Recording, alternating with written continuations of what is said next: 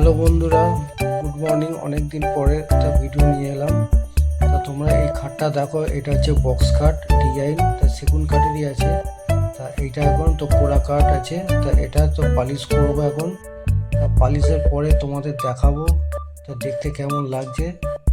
তা তোমরা ভিডিওটা দেখো। আর এই খাটটা হচ্ছে 7-5 খাট আছে।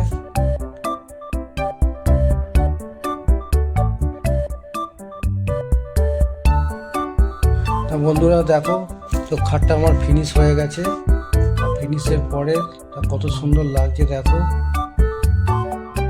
তা তোমাদের কেমন লাগলো তোমরা কমেন্টস করে জানিও, আর চ্যানেলটাকে সাবস্ক্রাইবার করে দিও।